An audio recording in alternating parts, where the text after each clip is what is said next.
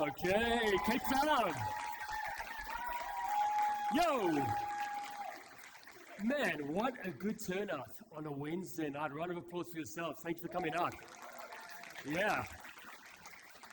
Folks, it is not lost on us that you have made time in your diaries to come and enjoy what we think is a really fantastic and hopefully anchor event on the South African tech ecosystem calendar.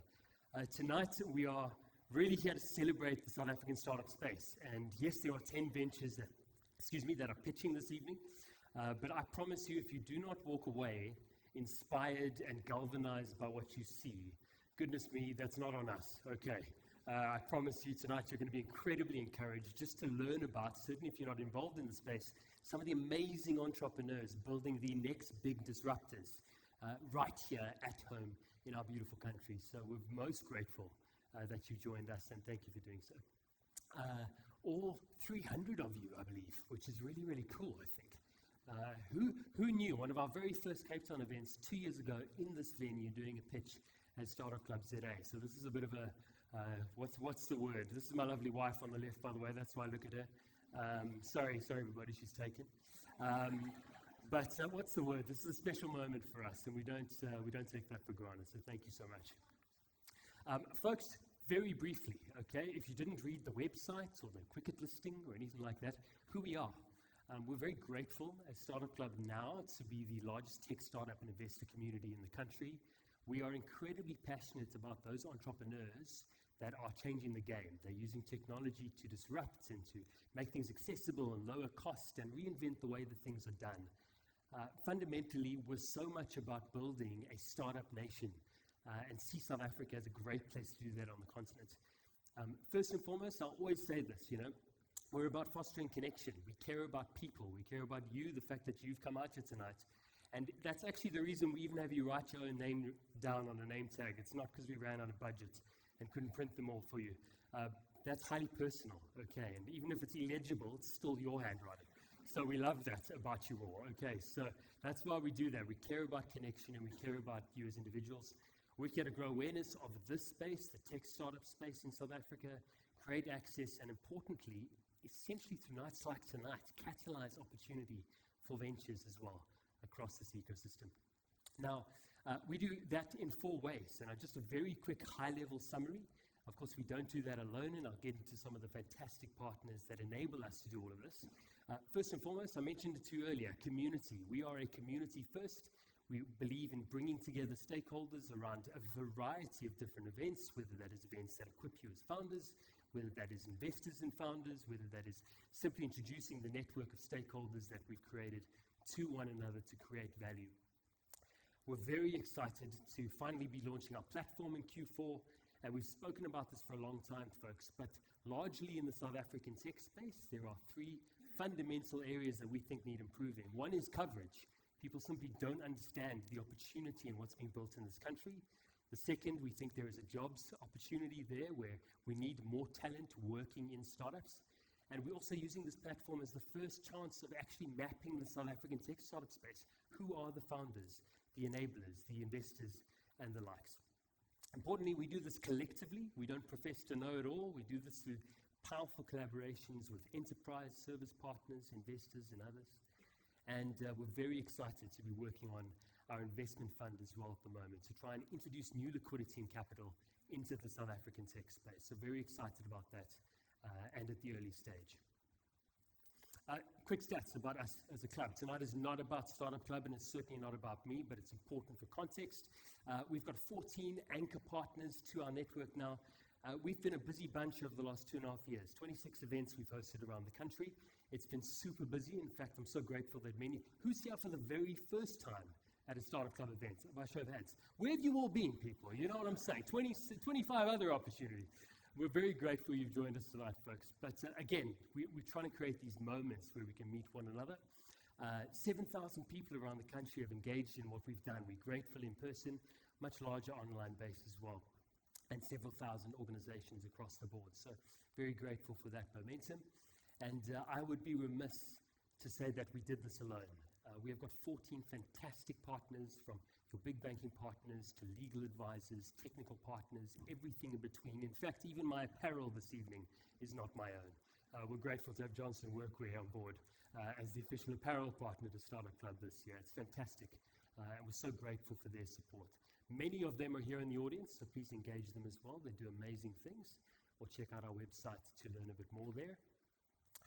And importantly tonight, I mentioned to you this is not about Startup Club, it's not about myself. Tonight is about the big pitch. Tonight is about an opportunity in which we believe we could uncover, we could showcase, and we could actually back some of the most promising, audacious startups in the South African tech ecosystem in a material way. Now, most of you would have been to a pitch event before. If you haven't, this is going to be really exciting. But if you have, you'll know that you typically pitch to an audience. You pitch maybe for some credits, you pitch for a few $100,000 if it's really generous. This is an unprecedented opportunity in which our now top startups are pitching for $1 million investment, formally ring-fenced investment into their business, and that's not happened in South Africa before. That is obviously not our doing. It's through the immense generosity of the Oppenheimer family and the South African Future Trust, which we are partnering with, and you will hear from their chief executive in a few moments towards the end of the evening, I think, just explaining a bit more about who they are and what they do. But ironically, they also host what is, I think, the most powerful entrepreneurship event in South Africa, which is the South African Future Trust Summit. This year, taking place 5 and 6 November at Sandton Convention Centre, but there are no other gatherings that I know of in this country that bring the entire entrepreneurial ecosystem together. We as Startup Club are very grateful to be the startup ecosystem partners to that event. But ironically, last year, and this is how this thing came about. Last year, we were asked to do a pitch event. And so we said, okay, great. I got on the phone to a couple of founders whom I knew and said, guys, you can have an opportunity to pitch to a large audience. What a great opportunity to engage other people that aren't also in the startup space. Yeah, Matthew, we're in. Needless to say, we get down to a top 4 by quite an informal process, to be frank. And then on the final day, the final moment, before these folks expected to take the stage, Mr. Oppenheimer pulls me aside and says, Matt, we think we'll make 20 million rand available to the winner. And obviously I was like, why am I not pitching? Of course, I didn't think that, folks, but what an incredible act of audacious generosity. I needed a few moments to contain myself. Bless the poor founders who now needed to pitch on stage in front of a 1,000-person audience, just knowing this revelation.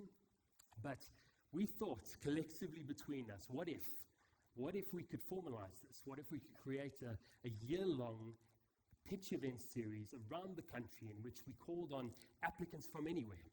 Yes, we host these in Cape Town and Jozi, but we've had applicants from around the country, around the world, in fact, participating in our first 2 qualifiers. This, the second of our qualifier rounds, now in Cape Town. And we're so excited by the immense response. And tonight, you're going to get to meet 10 of what I think are the most incredible startups coming out of our ecosystem at the moment. So I hope you're excited about that. Does that sound good? Yeah? Good. Good. Now, folks, I don't want to labor too much of the mechanics here, but it's really important for us just to walk you through how we've arrived at this point, because we do want to be accountable to you, right? This is not an immaterial number. It's quite a significant number. So just a quick one on how we arrived at our 10 pitching startups, and a reminder that this is the second of 2 qualifiers. We've already done this in Johannesburg. We had almost 400 companies apply to that first qualifier, and almost 200 apply to this qualifier. So collectively, several hundred have applied.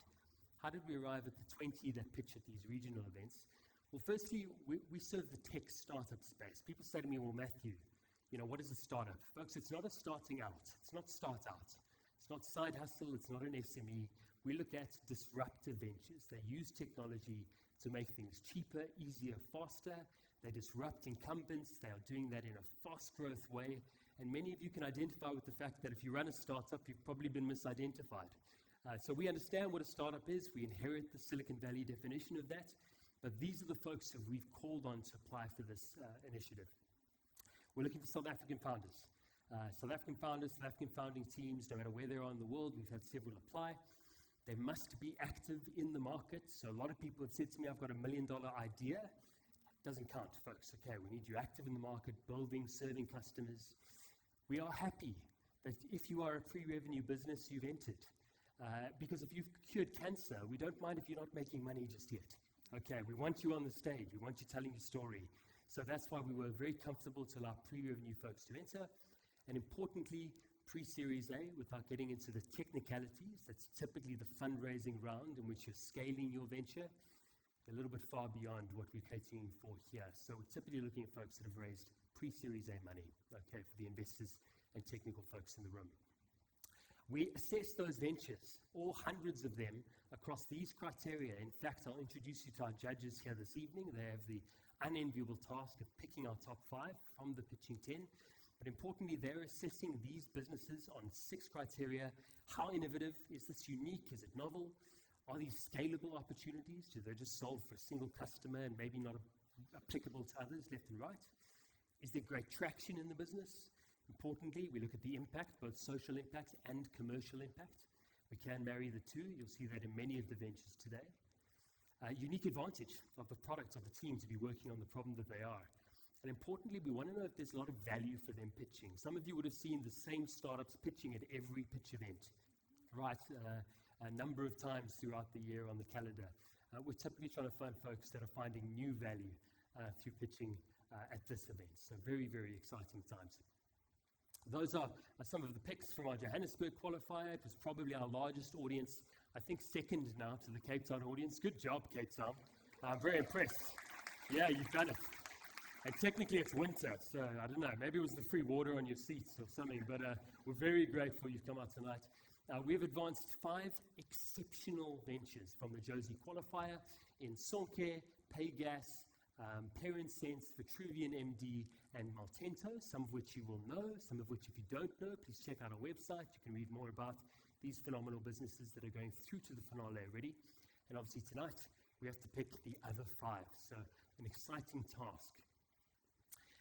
We had 190 ventures apply over 2 weeks, so it was quite a big pool. That takes us 48 hours to shortlist that to a top 30. And then we bring in 14 independent people, okay, from our partner organizations or investors or established founders to actually shortlist that to a top 10. So there is a lot of due diligence in this process. It's not just, hey, Matthew, you like that guy, let's get him in. It's not that case at all, okay. That's why we're doing this, to be honest with you all. And importantly, tonight, you've got your top 4 to 5% pitching, folks. So the point I made to a lot of our founders earlier is, yes, we have 5 that will not be proceeding, but you can't possibly lose by being in front of you tonight. I think in this audience, there are just incredible people who are going to see some of these companies and go, gosh, we want to be a part of that journey, whether that's talent or partners or investors. How cool that we get to celebrate South African startups this evening. And I would ask you, please engage with that spirit in mind tonight. Okay, look for the opportunities with which we can support these phenomenal companies as well. Folks, the unenviable task, the job falling on 4 individuals that we have handpicked to do this evening. We're most grateful for their time, their attention, and lending their expertise. First and foremost, and he can actually give you a wave if he likes, it's not too awkward for him, Mr. Nico Jacobs, who's the Chief Executive of the South African Future Trust. They will also have some flexibility to ask questions of our participants this evening, so you can get to know them as well. We have Mr. Jonathan Smith, who some of you will know, founded Payfast, exited that business, now an active founder and angel investor. Jonathan has done the yards. You'll see we blend both investor and founder expertise here tonight. So, Jonathan, thank you so much for joining us. We've then got 2 phenomenal investment managers themselves, one in Mr. Ian Lessam and one in Amrish Narandis. Now, Ian runs Havike, and if you haven't been reading anything on the startup space, this has been a phenomenal year for Havike as a fund. Just closed, I believe, second close of Fund 3. They've had significant investments mature in Rapid Deploy, Lexi. They backed the likes of Aura this year, etc., etc. Incredible fund. And then obviously Amrish, who heads up private equity, founded the venture capital team at Future Growth Asset Management. They have backed phenomenal companies, Yoko, Ozo, CubeSpace, etc. Incredible portfolio of businesses. And so we haven't entrusted this, ladies and gents, to people who've just decided I'm an investor. Okay, that's the point I'm trying to make here. We've got 4 fantastic folks who are in industry who are going to lend us their expertise and select our top 5 this evening. Now, I'm hoping that that is the last thing I have to talk to you about technically. No, it's not, unfortunately. Let's move on. Okay, we've got, importantly tonight, ladies and gents, 3.5 minutes. It seems like a crime, but 3.5 minutes for these founders to pitch their ventures to you in the room. Okay, we are going to be super fair, super objective. They're going to come up here and do the very best that they can. They then get 3 minutes of question time with our judges, who will be asking questions directly to them. We're going to take a short intermission halfway, so 5 startups will pitch, short intermission. And then very importantly, if you haven't already checked it out, on your seat, you have a QR code.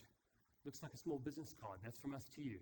Scan that with your camera. That's going to take you to a dedicated microsite of all the pitching businesses from this evening. So if you don't have a chance to catch up with the founder, or you wanted to pay them a compliment, or want to actually get involved with the business, connect with them on LinkedIn, learn more about the company, read up on the venture. We've done that very strategically, so please do leverage that if you get the chance as well. Folks, who is ready to hear some phenomenal companies pitch this evening? Yeah? Okay. Fantastic. I can assure you, ladies and gentlemen, that you are in for a treat tonight, and they need your energy, they need your support. This very first business is a business that some of you might know, but they are reinventing the way that companies provide employee benefits, HR, communication with deskless workers around the country. Please put your hands together for Gem.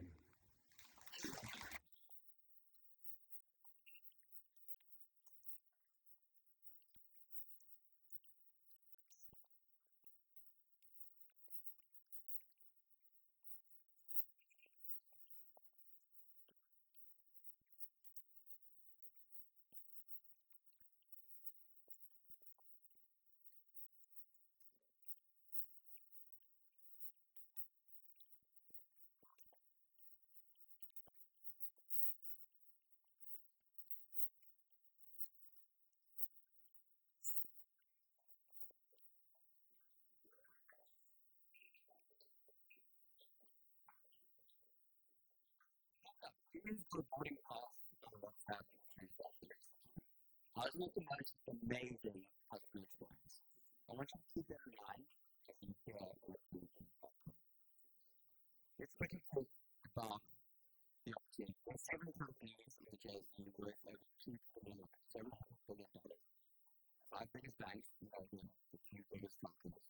And they built the majority of their value with the back of the financial services that they sell to business consultants, business employees, so on.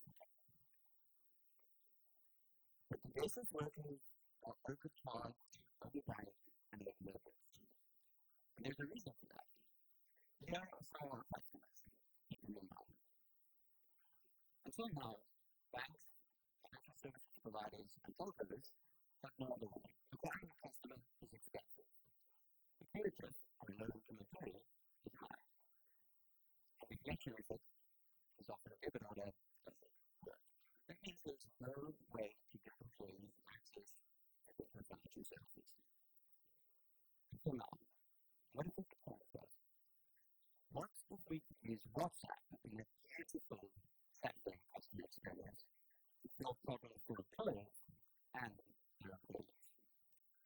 When it uses WhatsApp to acquire customers, that's dramatically reducing acquisition costs. We use payroll deduction to reduce creditors and to get the best collections in the country. Let me tell you a little bit about how it works. We're approaching an employer and we offer them free HR communications. The employee no longer gets the consultation, but dials into WhatsApp to get their list, the same applies for leave, for timesheets, and for the rest of their HR communications. We offer that to your employer at no cost. They're very proud. Once we're in, we give those same employees access to a whole host of financial benefits, all in the circle of their pay slip. Think early access to their wages, think mobile phones, loans, the list goes on. And it's worth it. We have 180,000 business employees across the country in this journey. However, our numbers tell it. We have 97% registration for some of our biggest customers. That is efficacy at its best. High growth, great margins, and very, very low churn. But we have an retention point, which is done McDonald's. We've just understand this, and last week we was, and this morning we signed another cool muscle line. We are building a website for service distribution. Just launched the Yenza camera, backed by Nation 76 for more virtual. So, now after 3, help us make every single case that we make it. Thank you.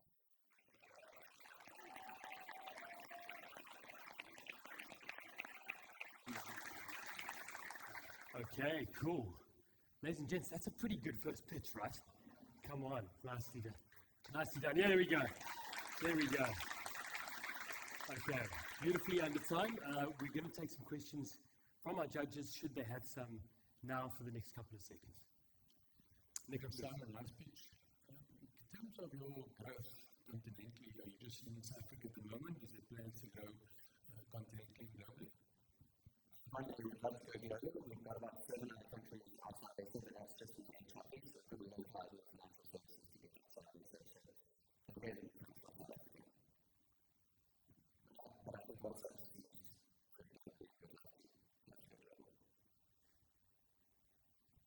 And now putting that into the WhatsApp piece, will take your distribution through WhatsApp, or do you have another distribution engine? We've got a backup site for WhatsApp might go down, but we are backing WhatsApp. We think WhatsApp is a channel that works. We think it's a big instrument. So what they do is on WhatsApp.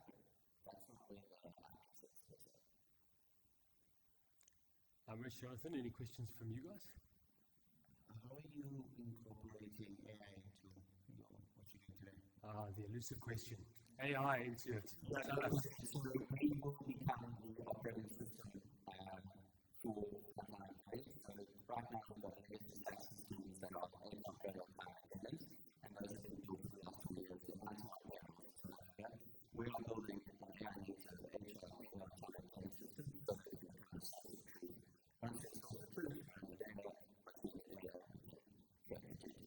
so that is the future where we get sticky. We have on the benefit side. Very seriously about one thing we will see done in the US. Okay, short questions, smart answers. Ladies and gentlemen, Simon Ellis from Gen. Thank you so much. Thank you, Simon. Okay, folks, and that is live pitching in 3.5 minutes. Crazy fast. And also, for the 8 of you that are in the judges' frame, sitting there like, we did not sign up for this evening. I'm so sorry. Okay, I can throw you a second complimentary water or shame. That's a reality, folks. But we do want this to be an engaging event, and we thank you so much for just playing ball with us there as well. Now, ladies and gents, we're going to move on in the interest of time. So I trust you're as excited as we are to get into the meat here on the bone. Folks, this next business is asking the question, what if banking could look different? What if it could cater for those of us who don't always earn income on the same day of the month? What if we were flexible workers, remote workers? What about creating a solution for them? Tonight we are incredibly excited to introduce Castillo.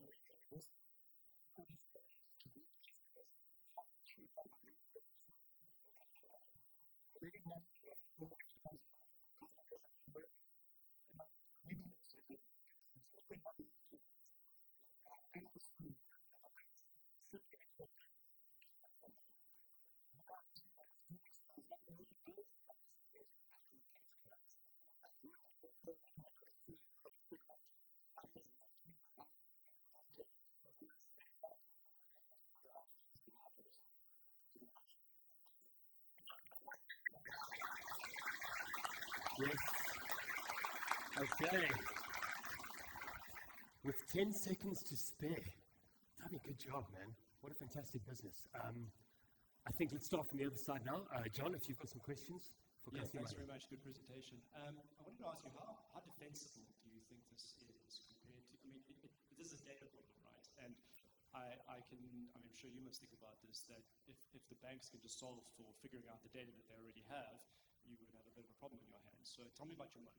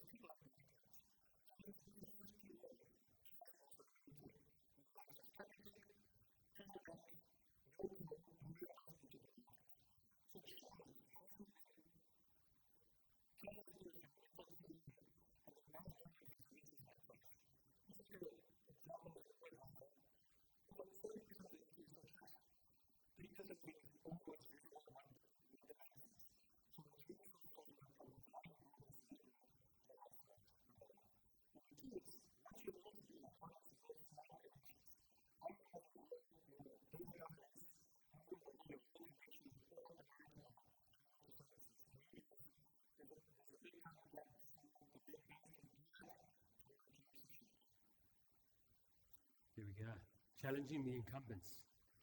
Who's got a question there? Ian, please go ahead. Yeah, very nice to see the passion in this space. Just tell us a bit about your license. I saw you mentioned Access Bank in the presentation.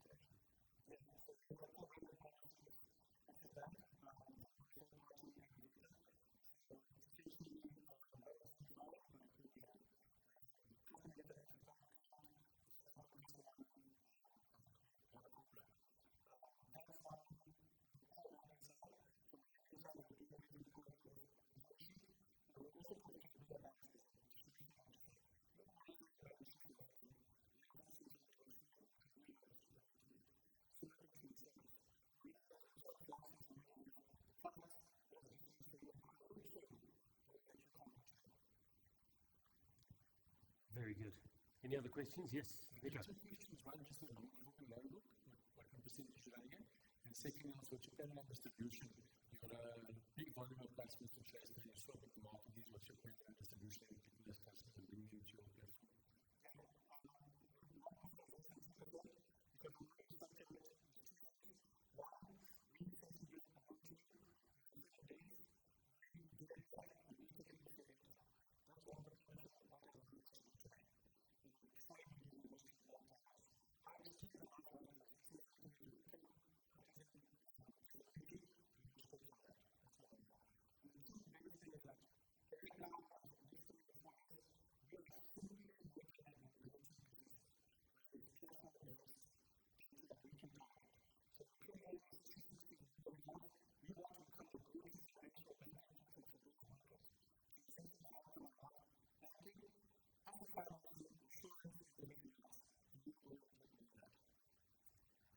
I don't know about you, but that's a good answer, folks. Yeah. Ladies and gentlemen, Castillo, thank you. Okay. For those of you who don't already know this, it's not a natural thing to stand up in front of a few hundred of you and pitch your business that you've sweat over with blood and tears for so many years, and then still have the composure to answer with confidence. So I wish I could say we take the credit for training these founders. They are naturally that good. Okay. So we're very, very excited about that, and a fantastic disruptive business. Ladies and gents, we'll move on in the interest of time, and most of you may not know the numbers exactly, but you can appreciate that there is so much loss in the global food chain and food system. This next startup is looking at the aquaculture space, in particular the fish food supply chain, and saying, well, man, what if we could understand better the cause of disease, health, and the things that are affecting these losses, and doing that in a disruptive way that is solving a very, very big problem for FMCG and enterprise. Please give your hands, or put your hands together for MariHealth Solutions.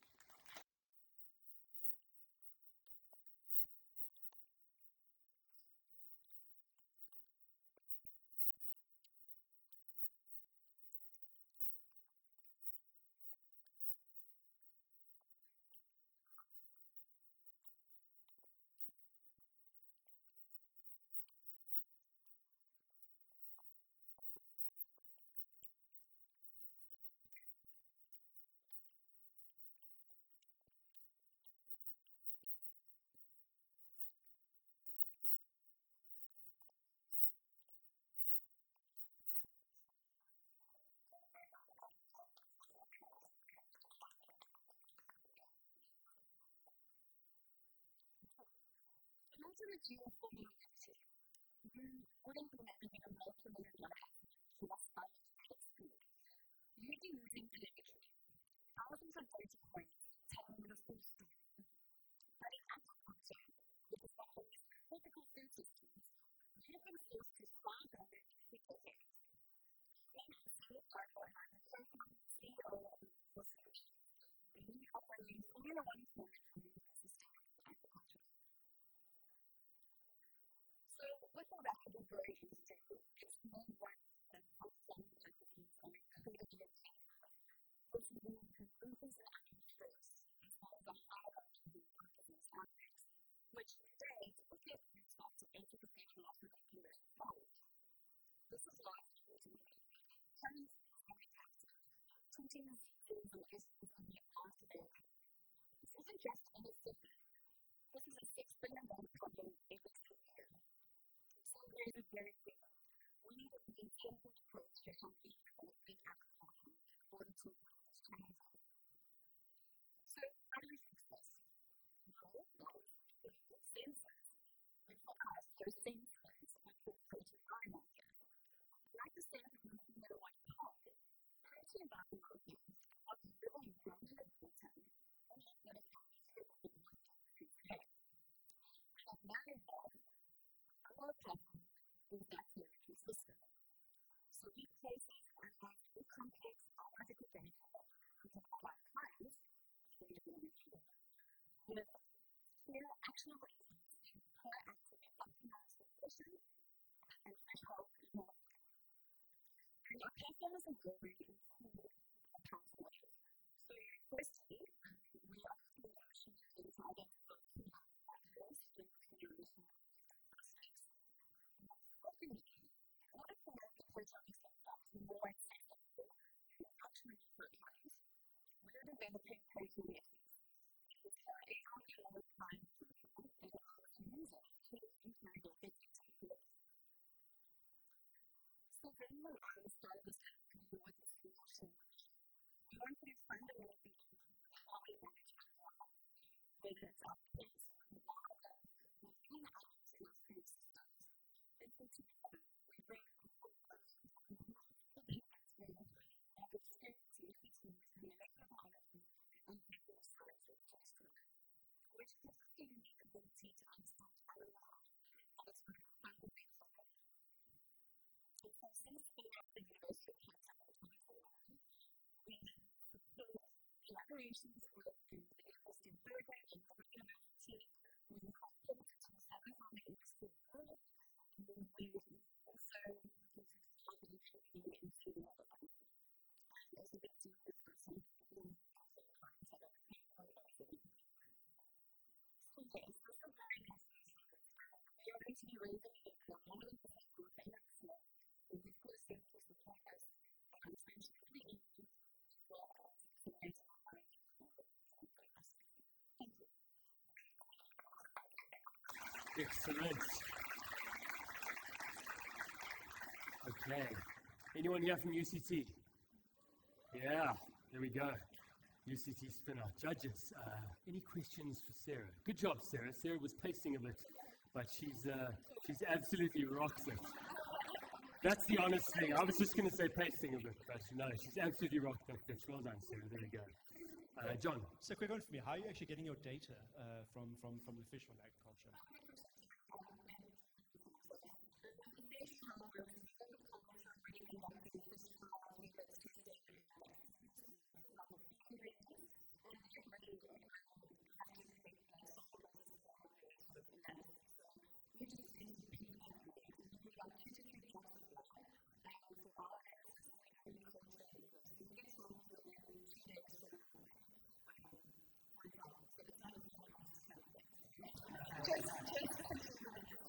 So your intellectual property is in the platform and machine learning and the intelligence that you're building that.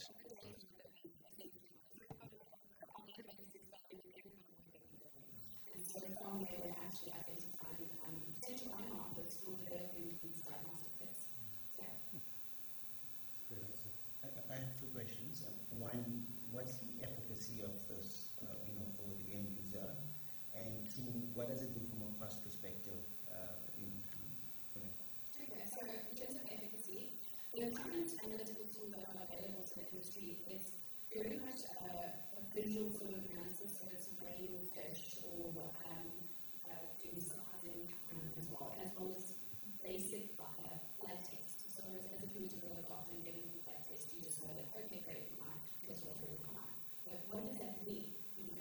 So essentially, that extra level of data, that insight, the understanding of that data is what we provide to clients. So for an R&D team in a feed company, they can essentially tweak various aspects of the feed formulations based on that information that we provide. And then in terms of the cost savings sector, so I ran some internal elsewhere assessments, and one of the things that came out was we could fundamentally reduce an average company sort of trial that could come back at 4 trials on average a year in a feed company, which is anything between 2 to 5 million rand. And so basically we could essentially provide insights in various ways, so we don't need to come back that kind of length of a trial, and we could effectively reduce their 4 trials down to 3. Excellent. We've got 20 seconds left here, and is it punchy? Go ahead. I wanted to ask another question, was just to hear a little bit about the relationship between these universities. Take an extra 30 seconds in for us. So at the university, it was actually a challenge for the scientists. So what I've got to be honest, the tech transfer project at UCT has really been pivotal in us getting to this point. So we explored a lot of the legal aspects, as well as engaging with our investors, which is BTF and the things over there. So that journey's been initially was a bit cumbersome, but we managed to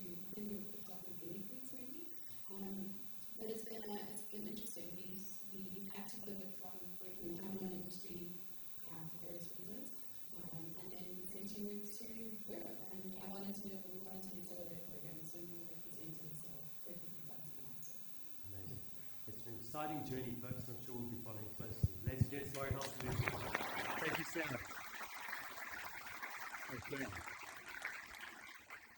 Okay, and a cool shout out for the UTF University Technology Fund, doing some amazing things out of SA's universities as well. So thank you guys. Folks, you still good? Okay, fantastic. Our fourth business, again, we will take a break after the fifth, but our fourth business pitching this evening is an EdTech business. Now, we've had phenomenal number, and I would probably argue with the AI revolution we're currently experiencing right now, the EdTech space has been the one that a lot of founders have really dived into head first. We've got 3 EdTechs presenting this evening, all tackling learning and engagement and retention in different ways. The first of which is asking the question, well, what if we could engage learners in a way that they are engaged with the most already, and that's WhatsApp. It brings me great joy to introduce Digify Africa and their new product, Ed.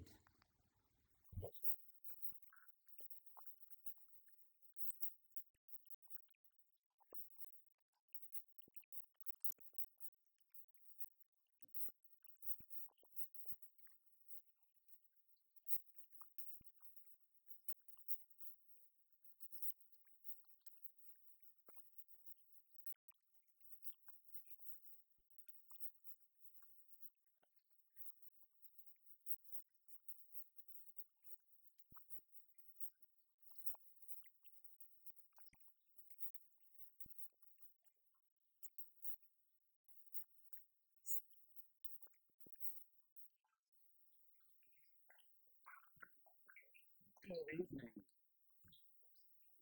So, many may know that God is just a spiritual prophet of information. Many of those if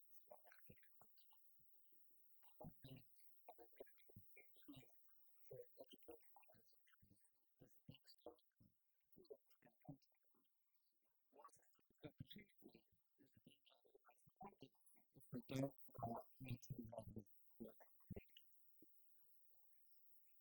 And there's a problem already because a lot of learning is not designed with it's built very less. It doesn't take into account many people here can't afford to data, don't have phones or laptops, and don't have to teach anyway.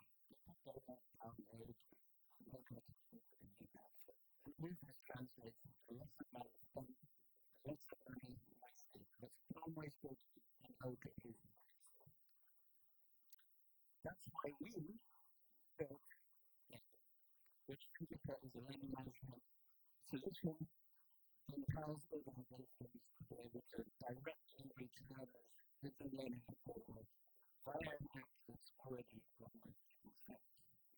There's no download required, there's no data cost for the user, and it works on any smartphone to use it anytime, anywhere. And we've spent years developing our own bespoke conversation and micro-learning formula for delivering content.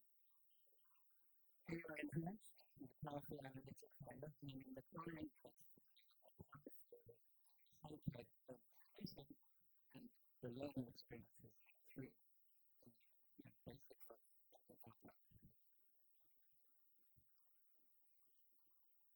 and we proven that to scale already.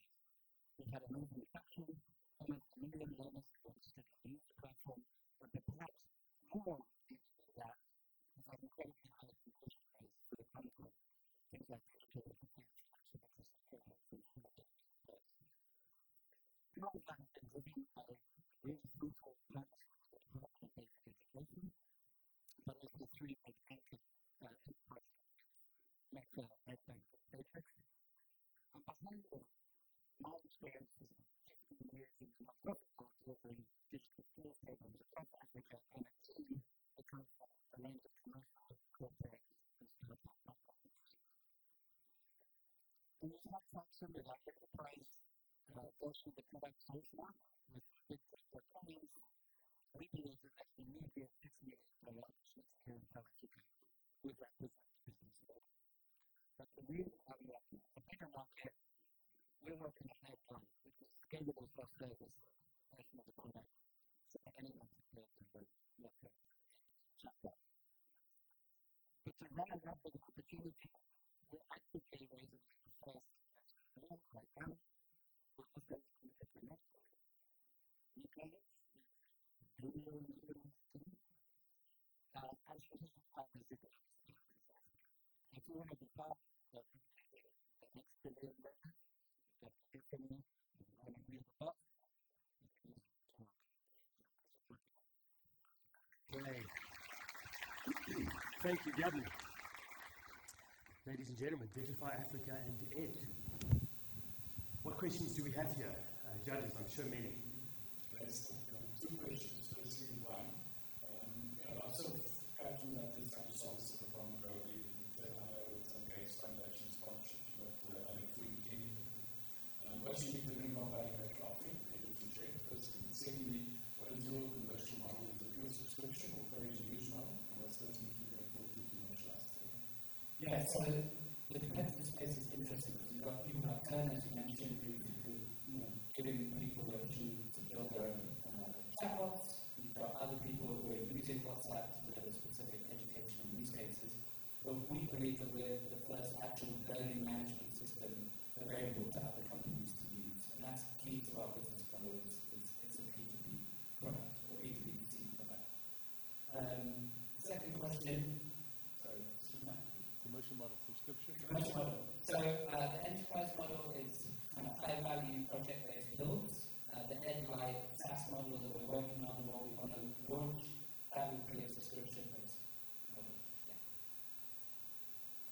Okay. Just want to ask about your distribution strategy, how you're acquiring your customers. At the moment, it's very kind of targeted to, because we're targeting corporates and big NGOs, so it's networking, PR, events, and outreach direct to kind of senior people, banks and other big corporates. And then when the SaaS product launches, then it's going to be more about our digital marketing strategy, paid media, because we'll be reaching kind of a much wider range of companies, SMEs, NGOs, and smaller organizations. So my question is, ChatGPT just launched sort of the study feature. Is your mode predominantly just the data flow? Well, I think, ChatGPT and other models don't understand the African context, and they're not being fed the material, they're not creating learning experiences that are tailored to the real needs of people on the ground.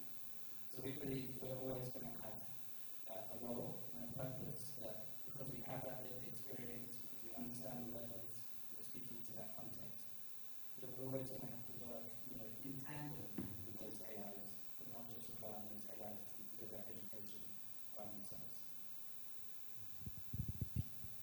We've got 1 minute, 60 seconds left. Judges, anything you want to ask? Otherwise, Gavin's done such a stellar job, you don't even need to use the full time. No? Ladies and gentlemen, Digify Africa. Excellent. Okay. For those of you who've never been to a pitch event before, or you are a startup founder, these are fantastic case studies in how to stay cool under pressure. I don't know about you, sometimes that can be a bit overwhelming. And the founders are doing themselves a great service tonight, so I think round of applause to them. Folks, the last business pitching, but certainly not least, our only founder who's flown in from Durbs tonight. Any Durbanites in the room? Yeah? We're really excited to have him. Some of you were like, yeah, it's the Durbanites in the room, we love it. Thank you for joining us. Folks, before we take a break, so please give him your full attention and working on an immensely important problem, the affordability of medical care in this country. We are really excited to welcome up Jabulani from Athena. Please put your hands together.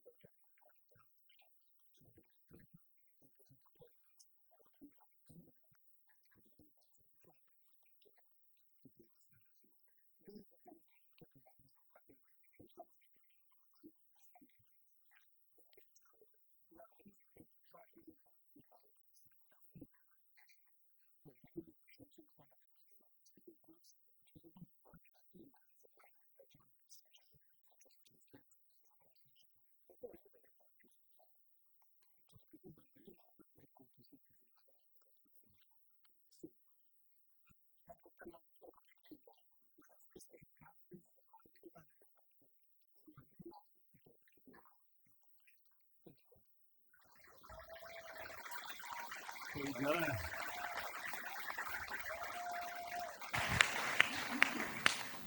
Fantastic job. And Jabulani was worried about sticking to time. He's come in 45 seconds under, folks. So he has rocked it. Rocked it. Well done. Judges, any questions for Athena?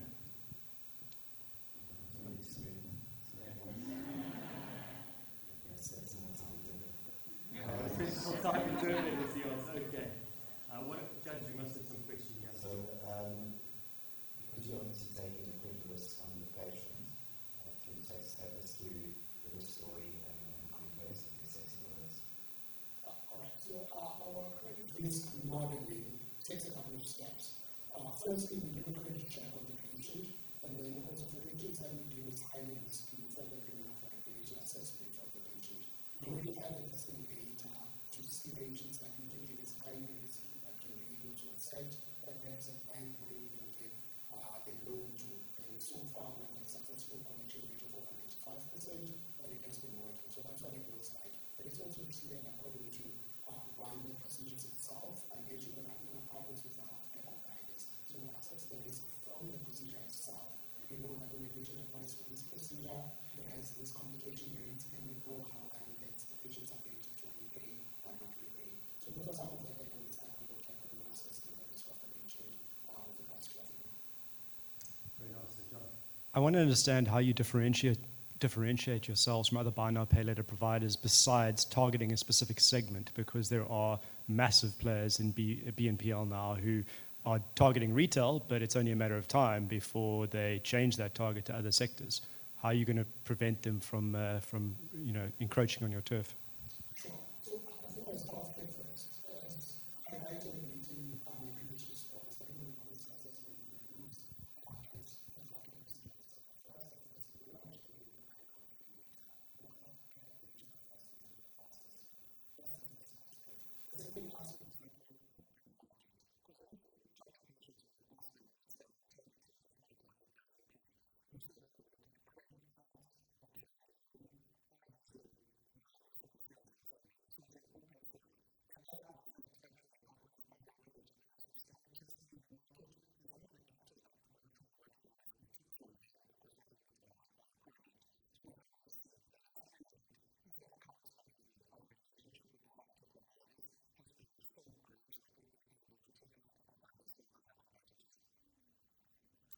Great answer. Fantastic answer. Amrish, last question What here. does your cohort look like? I think I read somewhere 3 months, 6 months, and then also in terms of the different disciplines, that you're offering the service in.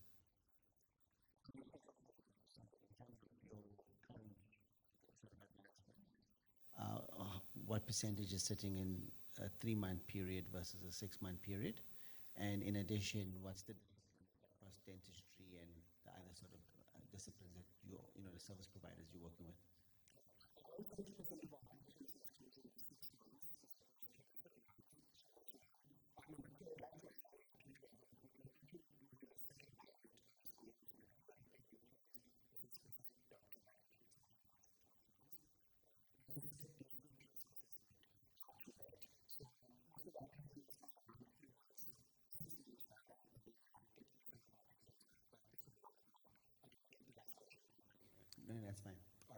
think we're gonna cap it there. All the Just way one- from Derbs, ladies and gents. Oh, One you've got a question? Yeah. Sorry, go ahead, Nico. Yeah, I think, Jobs, the healthcare industry is plagued with massive disputes between practitioner and patient. How do you manage disputes where customers feel, in your root canal example, where post the service being rendered, they just don't get the right service, and there's a dispute between the practitioner and you pay the cash already? All right, so we have a really, really good accounts management with the healthcare provider and with the patient, and we have strict terms and conditions. So firstly, Athena is not responsible for the clinical outcome of the procedure itself. All Athena needs to know is that this is the healthcare provider, this is the procedure, and we've already vetted that before. If the procedure has been provided for, we pay the healthcare provider. It's our risk to take on the patient. For example, in this particular week, we were dealing with an issue of a refund, and it was done successfully. The healthcare provider is happy, the patient is happy. So our terms and conditions, as improving as they are, we haven't encountered any major issues so far, and we're happy with it. Okay, ladies and gentlemen, Athena, please round of applause. Thank you, Jabulani. Excellent. Okay, folks, I think you would agree with me that that's a pretty phenomenal cohort of 5 startups, right? All South African, we're incredibly proud of these founders, what they're building as well. And again, don't miss the opportunity, even outside of this event, just to engage with them, post this when we go to networking, etc. Now, in the interest of tonight, we understand that you are sitting for a little bit, so I need to ask a favor of you. We are going to take a 5-minute break now. I would encourage you to only leave the venue if you need the bathroom. Okay, only leave the venue. There's not a smoke break or a connect break or a drink break. Please hold on for that. We've got canapes and everything for you post the event. Tonight, we're going to take 5 minutes. If you are not back, you will not be able to participate in the one special thing we have for someone in this audience when you return. Okay, we'll see you in 5 minutes' time. Thank you, folks. Get to meet one another as well. Cheers. If you know anything about us at Startup Club, we are absolute suckers for timekeeping. So we are going to kick off, as I said. Thank you so much for most of you who have made it back in. I know the rest are probably just fighting the toilet lines, but they will make their way in just a few seconds. Folks, I think I mentioned to you earlier that so much of the work that we do is about trying to create opportunity for people, platforms for people, or access for people, to environments that they wouldn't otherwise have access to people that they wouldn't otherwise be able to meet easily. This event is obviously the poster child for that, in which you've got these incredible founders able to share their stories with a room full of investors and invested individuals. But we're going to try something here next that was super fun in Johannesburg, and it's a little thing I like to call elevator pitching, ladies and gents. And so we are going to give 2 of you in the room 30 seconds to pitch your startup to the room. No preparation at all. And all I want to know is who you are by raising your hand right now. Who's got the boldness, the audacity? Did I see a hand up there? Okay, so you're one of those. You're one of those. And Alan, you're a second one. I've seen a second one there. They're volunteering you, sir. They're volunteering, but you didn't volunteer. So we're going to take, Alan, get up here. There we go. You, sir, come up here. There we go. Okay, round of applause for our 2 volunteers, ladies and gents. Okay, now obviously you don't have any slides. Nothing. Nothing. You haven't been preempted about this moment. I'm trying to pick a startup to pitch. Trying to pick a startup to pitch. Okay, well that's an interesting problem. Working on many stuff. I think pick your own. That always helps. Pick your own. Well, they're all my own. Oh, you're all your own. Okay, pick the one you think's that the most exciting. Okay. Ladies and gents, say that again. All the single men also like we need a woman founder as well, funnily enough. Okay, that's actually a fair point. We will invite a third. That is a very fair point. Thank you.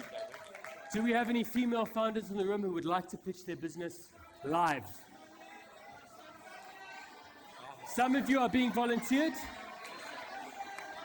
Okay, so I just have to say this. It doesn't help if the people around you are volunteering you, okay? It helps. Ma'am, are you raising your hand? You are? You can come downstairs. Get on down here. There we go. Sorry, I can't see who you are. Okay.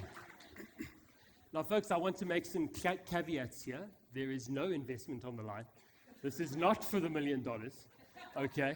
But what a cool opportunity just to share what you're building with a room of people that care and understand the space. So, gentleman and lady who's making her way down, you have 30 seconds, 30, Okay, to tell us what you are building. Do you want to go second? I can see something's going on in your mind there. Okay, Alan, you first. You're first. I can see we're processing which venture to pitch. Welcome to the elevator, sir. You have got 30 seconds. There's a giant clock at the back there. And I think, shall we count him down, folks? Oh, no. Yeah. And 3, 2, 1. Alan, tell us. How's it, guys? So, I mean, if we'd taken a shot every time we heard AI today, we'd probably all be wasted at this point. So, that's exactly the avenue that I've pursued. So, ex-telecoms executive down here in the Western Cape, and I actually resigned in August. August was the 14th year as my tenure at the previous company. And I've moved straight into being able to work with enterprises to take POC and some of the stuff that those devs are working on into production with a team of about 140 devs out in Stellenbosch. Some of them are PhD students, many of them are ComSci and MLOps. Okay, 10 seconds, Alan. The idea, sorry. 10 The seconds, idea go. is that we're trying to accelerate the question mark of AI into something that's production and ROI. There we go. Ladies and gentlemen. So, Alan, super importantly, just tell the audience name, surname, what is the name of the venture? Oh, that's a good one. Yes, right? so they can find you.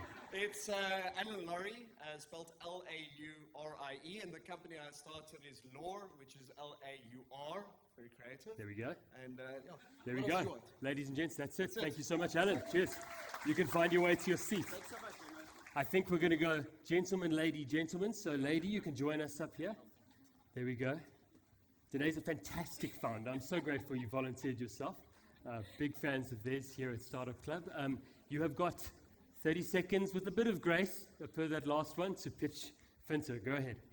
Good evening, everyone. My name is Danae. I'm from a company called Finter, where we create and use games to teach young people about money. So I bet a lot of you wish that you learned about money early on in life, and that's exactly the problem that we're addressing, both by physical games as well as a gamified learning platform that we're implementing into schools. So what you can do for us tonight is order Finmaster. There's limited number left right now. You'll be able to find it online. It's the next Monopoly. Your early family money memories will be created by this game. And we're also trying to work with corporates to create custom games and youth engagement strategies with them. So any banks, financial institutions that you might be able to connect us with, we'd love to work with them. Thank you. 30 seconds. Amazing. Thank you, Danae. Okay. Folks, I can say we proudly own a previous version of Finmaster. This is a fun game. Okay, so go ahead and buy yourself a version as well. Okay, have we picked a venture? Picked a venture. Okay, you've picked a venture. We'll give you. That's an MVP on my computer. It's a venture and every venture starts somewhere. You know, we love that. So there we go. We've got 30 seconds with a tiny bit of grace. Go ahead, sir. So most people are trying to solve the AI problem, and they're trying to create the next Sonnet 4 or GPT-5. No one's trying to solve the GPU problem to power those models at an accelerating rate that you'd probably have to put all the power of the world to GPUs. But there's 1 billion active devices sitting at 70% unused capacity. If we'd hook them up, we'd have about 5 gigawatts, which would smoke all the competitors out the market. And it'd be 30 to 40% cheaper than AWS, and you could have the next OpenAI. Big, bold statements, ladies and gentlemen. There we go. Sir, for our audience, please just your name, how they can reach you, perhaps the name of the venture as well. It might be that early that you're naming the venture still, but that's actually okay. So that's okay. I'm David Edwards from Durban. Yeah, there we go. There was a last-minute flight at 8 o'clock to get here.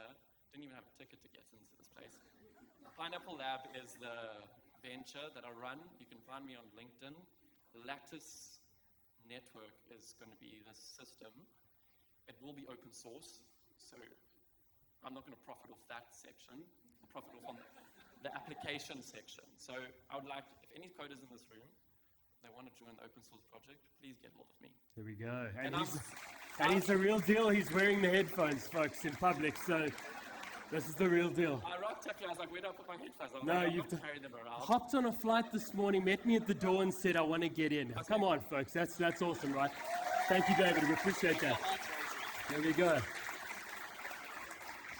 Absolutely excellent. I'm going to quickly hand that back to our team. Just a bit of fun today, folks, but how many of you know, sometimes you've got to shoot the shot, right? And so I think that's just brilliant. Ladies and gents, before we just go forward, I've realized I haven't even told you what's coming up in the Life of Startup Club still this year, okay? So just want to quickly give you a quick oversight of that. Number one, we are really excited. I mentioned to you earlier that we're launching our platform in Q4. Folks, we think that can be a real help, service, and catalyst for the tech space in this country, so really excited about that. Importantly, the finale of the big pitch takes place at the SAFT Summit. That is that entrepreneurial celebration I told you about earlier. That's in November, at Sandton Convention Centre. We've got some people from Durban all the way here tonight. I think you can come up to Josie for a lacquer event. But nonetheless, SAFT Summit is going to be fantastic this year. It is the big pitch finale, and we actually host the premier expo of 60 handpicked startups from across the ecosystem so that we can start building that bridge with the non-tech space as well. So if you want to be part of that, by the way, as a startup, please come and talk to me. We're really excited about Startup Alley this year, and importantly, we are really proud of the Startup Awards that we run every single year. We encourage you to keep an eye out for the entries that will open at the start of November for the 2025 South African Startup Awards, and hope that those of you who are Cape Town based are going to join us in person for what is a fantastic way to cap off the year. I trust that excites you all about what's coming up in the Life of Startup Club, and none of you agreed, which is great, so thank you so much. We appreciate you. Thank you, one of you. We love that. Folks, really exciting, but not nearly as exciting as the 5 ventures we still have pitching here this evening. We're going to get straight into that. I mentioned to you earlier that there are some fantastic startups working on the education problem, and this next venture is someone we know, we love at Startup Club here, but working particularly on the career problem from school all the way out of school. It's my pleasure to introduce Yenza. Yenza, helping 2.6 million youth reach employability. Right now, students face a fragmented, unsupported journey from high school to higher education and the workforce. Founded by Pharrell Struhl, Nathan Bestein, and ex-Googler Jared Molko, Yenza offers a single platform to guide learners from school to success at scale. With an award-winning platform, exploding user base, and their online academy launching soon, Yenza is poised to unlock opportunity for millions. To tell us more, please welcome CEO Jared to the stage.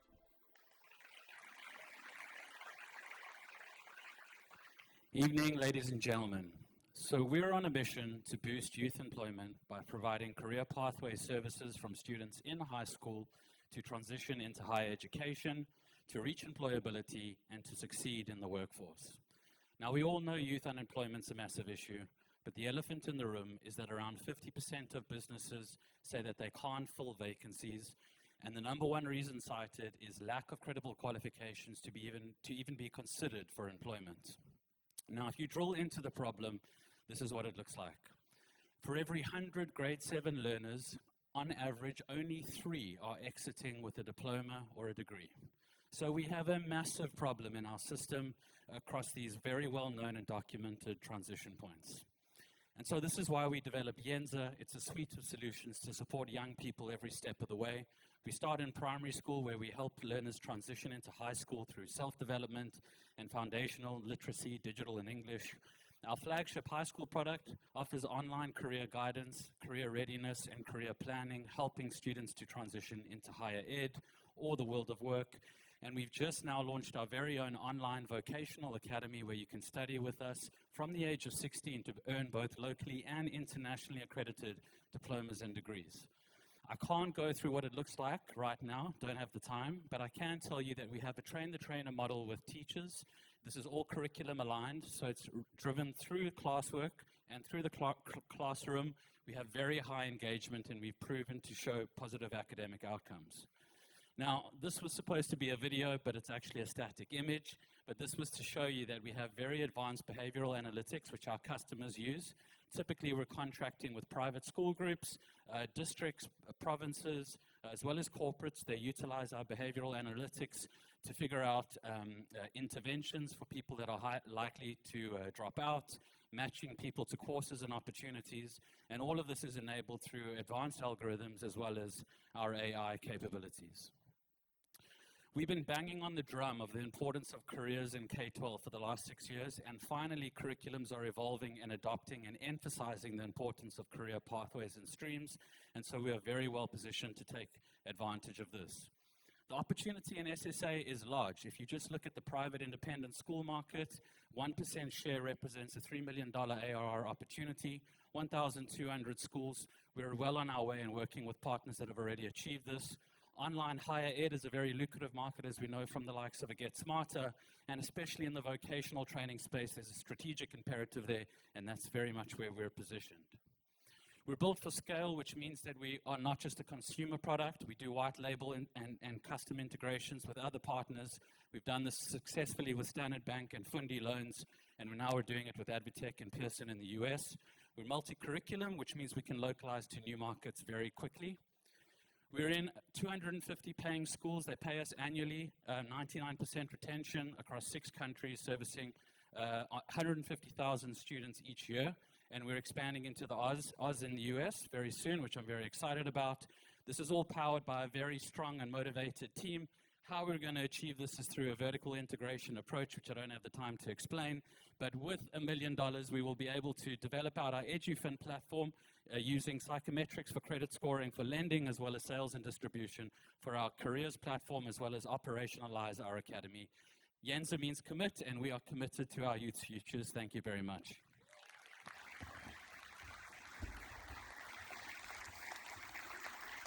Okay, thank you, Jared. Folks, judges, questions for Yenza.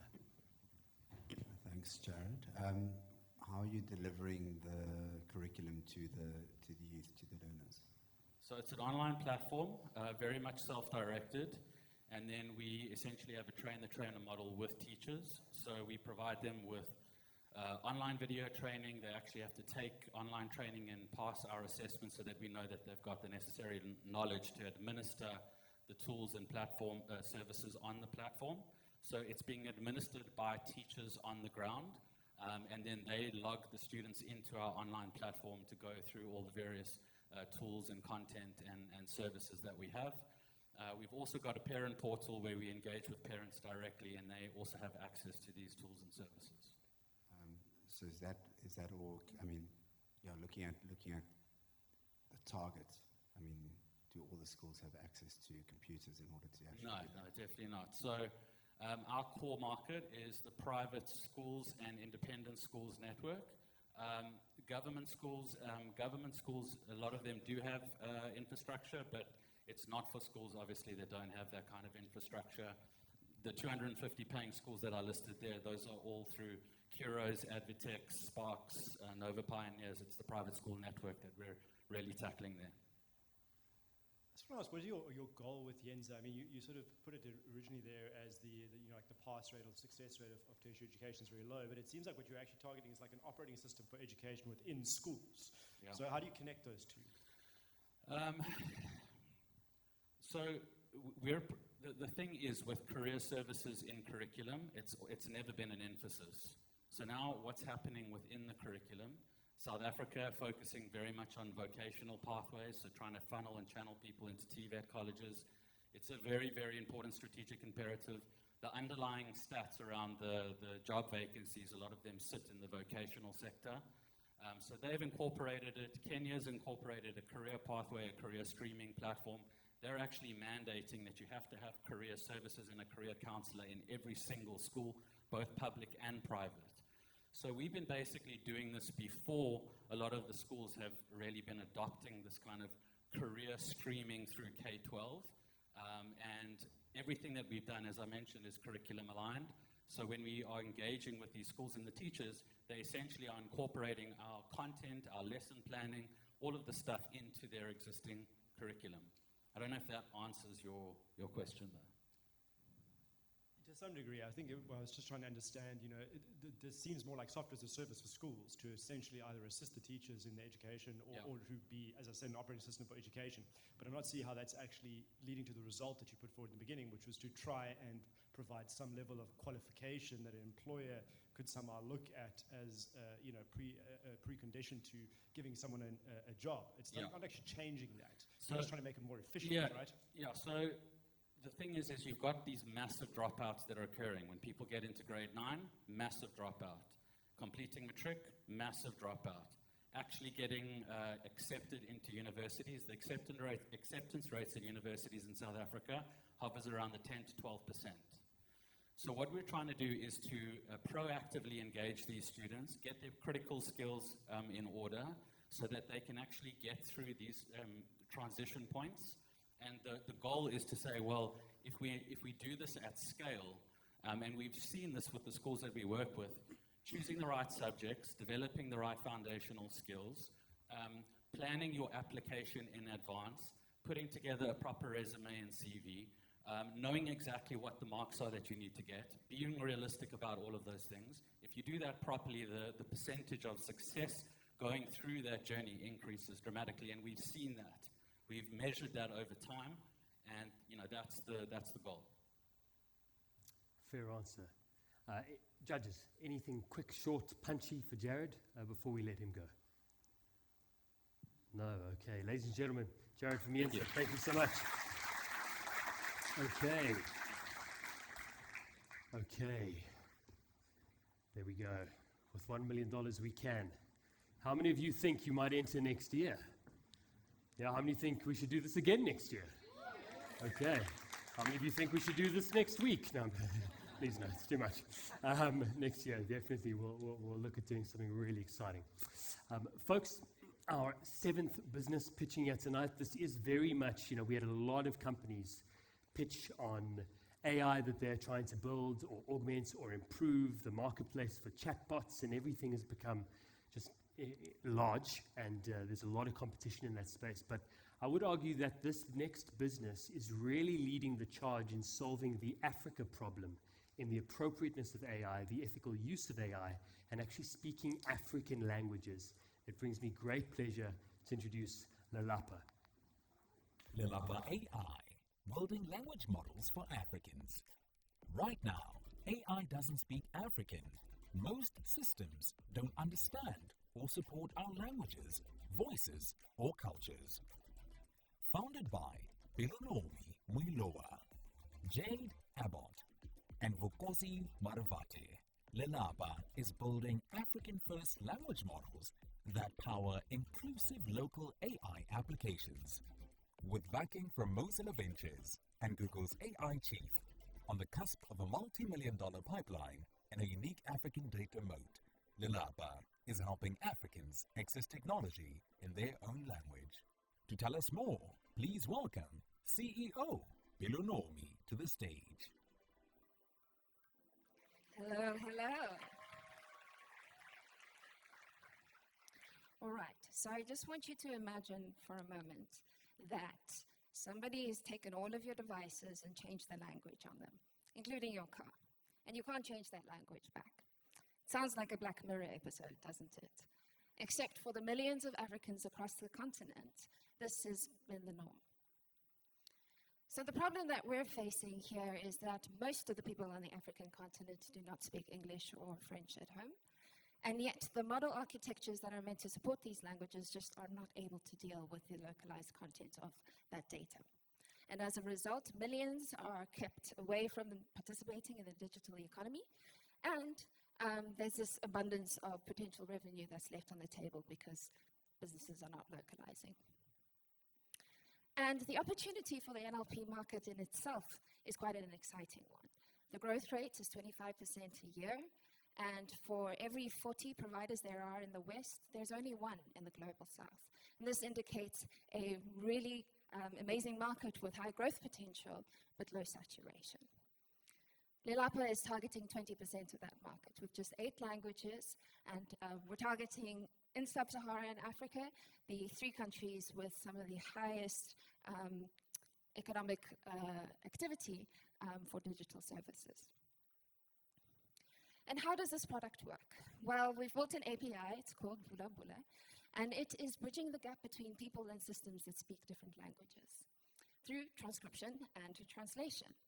So ideally, we're able to serve call centers and turn their voice data into either text data or other language data so that it can be processable by analytic systems, which helps to provide context for use cases like QA and compliance, as well as sales enablement. And we're able to do this at a cost that is 55% cheaper in terms of model development than the standard way that models are built in the world, while still outperforming the big players in the field. But this is today. And what we're really interested in is what Africa looks like in the future. And for us, this is live. It is this real-time communication between people and systems that speak different languages. So just think you have a call center agent from Khayelitsha, Cape Town, who is able to speak to a customer on the outskirts of Nairobi. Since July 2024, we've been targeting telcos, banks, and analytics engines, and we've been able to accrue around $660,000 in deals, with $3.2 million in our pipeline. And these are with providers like FNB, T-Forge, and Vodacom. And who are we?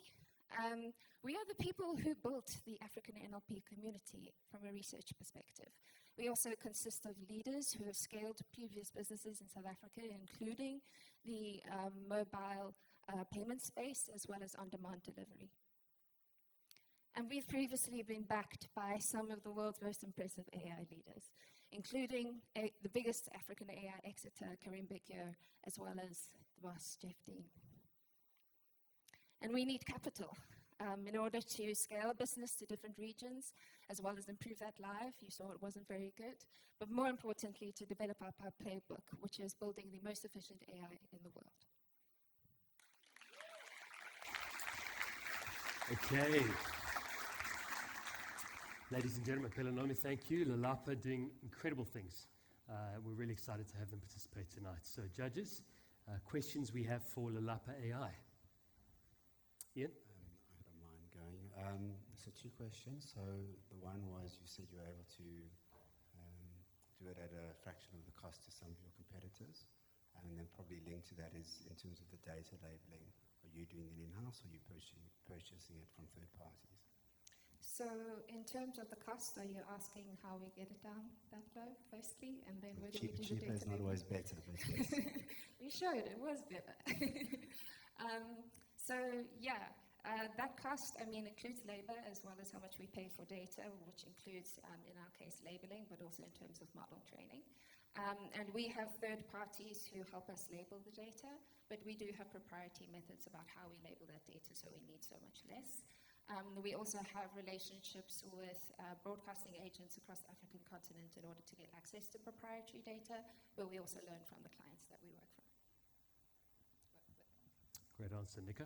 Yeah, impressive to go from 0 to 1 year and get that kind of logos and brands on your side already.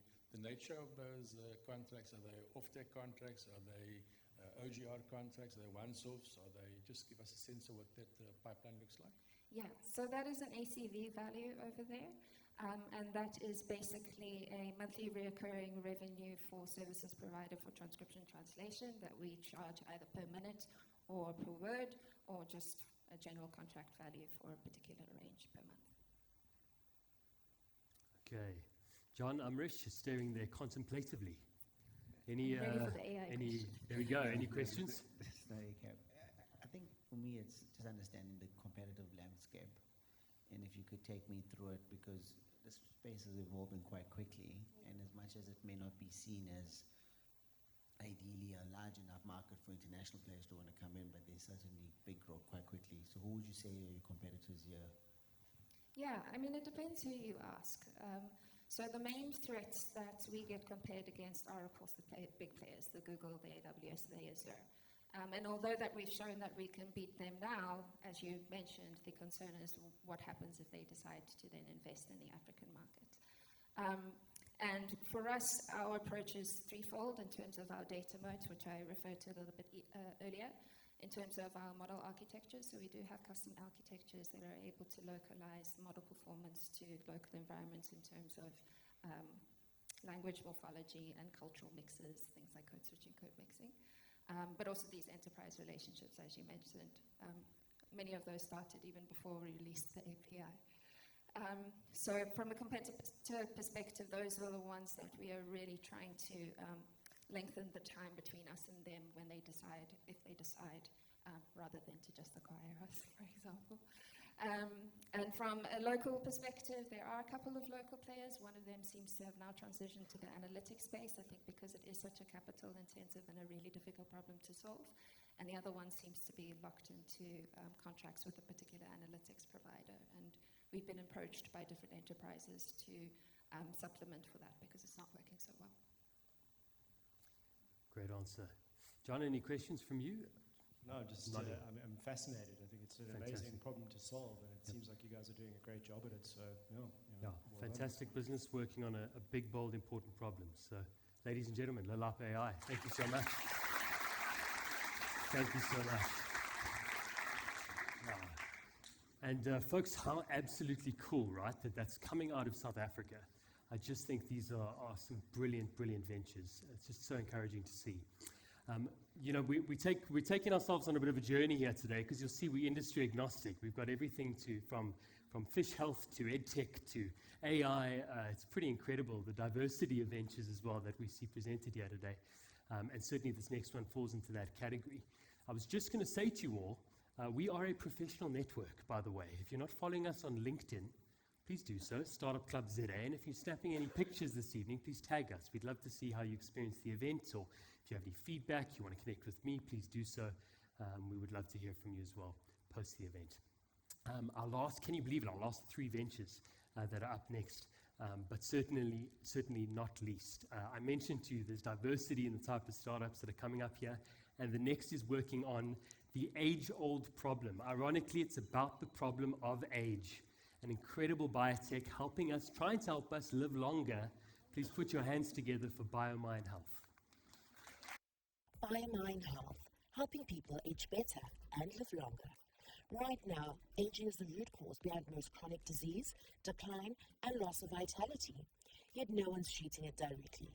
Founded by Vaughan Barnson and Dr. Diego Castillo, Biomine is developing microbiome therapeutics that slow aging and improve longevity, starting with the gut.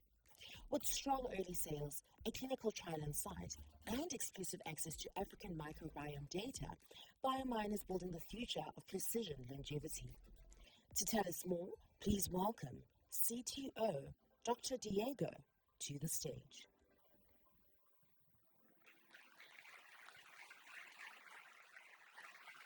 Hi everyone. I'm going to start with a contrarian view. Most people actually don't want to live longer. And this is because we associate being past 80 with poor health, with frailty. But our mission is not to give you an extra 10 years of life to that 80-year-old you. We want to give you an extra decade of your 30s or your 40s. In other words, we want to increase your lifespan together with your health span. And we are doing this using the good bacteria that live inside you, your gut microbiome. Extending health span is not just a global medicine and a personal win. It's a massive economic opportunity. A study showed that in the US alone, $38 trillion could be unlocked if we extended life by just 1 year. Imagine what that could mean for South Africa, for the entire continent, and for the whole world, actually. But how are we doing this? I have studied microbes for nearly a decade now, and the way that these intricate little machineries interact with each other and with our cells every day, keeping us healthy, still blows my mind. It's crazy. An amazing microbiome dramatically increases how well you age. So what we're doing is taking this special bacteria, putting them into a pill, and giving it to you so that you can live healthier and longer. Obviously, we couldn't do this alone. Yes, Vaughan is a third-time founder now, and I have a PhD in microbiomics and bioinformatics, but we also have an incredible team with experience in computational biology, machine learning, clinical trials, top biotech investors, advisors from Cambridge, and we're backed by one of the biggest accelerators in the world, Texas London. So how far are we from making this a reality? We have collected a biobank of microbiomes from South African healthy agers, South Africans who are already aging incredibly well, so that we have now the blueprint to know what to put in that pill. We're also raising now and started preparing for our first clinical trial to test for early signs that this is actually working and for safety, especially. We also took a massive step by launching our first commercial product, an at-home microbiome test that anyone here can use to optimize your gut health and aging. This is a key part of our journey because it allows us to gather real-world data and interact with the public as we build our intervention. Sorry. A pill full of bacteria that's gonna give you 10 extra years of healthy life. We know it sounds like sci-fi, but the science is there. We have the right team for it and a very clear roadmap to achieve this goal. Thank you very much, and if you're interested in joining our biobank program by donating samples or getting your own gut tested or giving us money, please scan these QR codes. Thank you very much. Okay. Anybody want to live longer in the room? I'm sure. And healthier. And healthier. Yes, and healthier. Really well done, Diego. Fantastic. Judges, I'm sure you've got questions. Please go ahead, Ian. I keep on going first. So, interestingly, probably last year, I bought for my team in our business quite a lot of products, spirulina, etc., to help improve gut health. As you can see, it's worked very well for me. I look 60, but I'm actually 40. But on a serious note, from a health point of view, since taking things that help with gut health, it has made a very big difference for me. So for those who, this is obviously very niche, so for those who aren't familiar with it, it is something worth looking into. I would probably just say from a distribution point of view, I'd imagine there's quite a lot of challenges. So I saw that you did have some certifications, but you know, this is not a mainstream, let's say, area, certainly in South Africa. So it's quite niche, so getting market awareness and traction from that point of view is quite difficult. And then to actually get it into, you know, I'm not sure what is it a wellness warehouse, is it a discount, is it online? So maybe just take us through that awareness and distribution strategy. Yeah, that's a great question, thank you. So that touches into our big roadmap. Right now, with the product that we have, it's, let's call it tier one. It's to optimize the gut microbiome that you have already. And that can become, that is direct to consumer through dietitians, through functional integrative doctors, that you get this test and actionable insights, recommendations to improve, to optimize that. But then for tier two, which would be the intervention, for that we first need clinical trials and approval by SAPRA in South Africa and FDA to go global. And for that, the nice thing about being in the microbiome space is that we are at the intersection of food and medicine. So as soon as we finish our first trial, we can choose. We can either place this treatment as a medical grade food, and then we can sell it at discount, or we can start partnering with pharma already to pursue further clinical trials to sell it as a drug for specific endpoints related to aging. Yeah, that's the plan. Thorough answer. John? What is your sort of time frame with these clinical trials, you can get to a point where you can actually show to an end consumer to say, if you get this product, I won't say guarantee, but we very strongly believe that we will extend your health span, your lifespan. Yeah, so we'll have to wait 50 years. No, I'm kidding. So the nice thing is that now other pioneers in the space have figured out a way in which you can early on indicate whether you are on track to increase your health span. And for that, our goal is to, with 1 year of treatment, have your health span increase by 10 years. Obviously, that is the moonshot. That's what we want to get. But then for our first clinical trial, we'll do it for 3 months and see if that already changes 4 years of indications in terms of tests for cognition, tests for strength, like strength grip, and biomarkers, basically. Ladies and gents, that is the 3-minute question window. Was anything, Mr. Jacobs, you're nodding your head there? Any questions you want to quickly ask? Yeah, just one more. What's the big plan? Is it let's test it, let's show it works, let's build, scale, and sell? Or is it are you in for the longer term? Is the purpose mission or a profit mission? That's an interesting one. So for us, Buna and I are biohackers. We want to enhance human health. So if you're asking, like, for the founders, what's our exit plan? It depends. We want to get to the point where this works. And for that, we either collaborate with pharma or scale it like crazy. And for that, we'll see if we're still on board to get there. But we want the pull that makes you live longer. We want to see that and still own the company when that happens. That is our mission. And they can wait 50 more years to see it come to life, which is great. Ladies and gentlemen, Biomine Health, thank you so much. Diego, you can go out that way. Thank you. Okay. Folks, how important, it's so critical that entrepreneurs have the license to work on big, hairy, audacious problems, right? We love to see that, and that's just so encouraging to see again out of a South African venture, and spun out of the universities again, doing some amazing things here in the university space. Folks, our last 2 ventures this evening. Okay, we mentioned to you earlier, we've got a number that are working on the EdTech problem. We've had one talking about creating content in a way that is engaged with the learners. We've got another that is talking about progressions. Well, this final business is working on placements.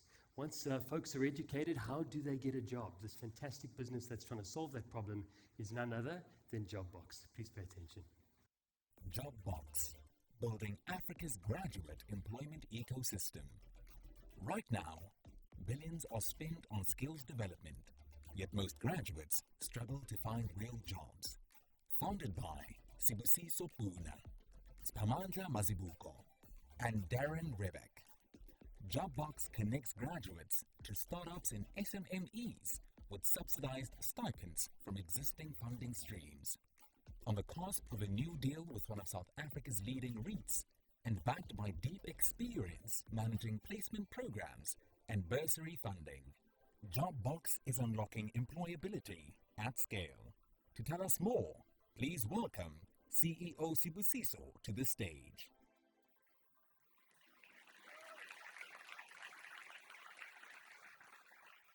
Hi everyone, my name is Bubu and I'm the co-founder and CEO of Jobox, where we're turning South Africa's 75 billion rand skills budget into real jobs.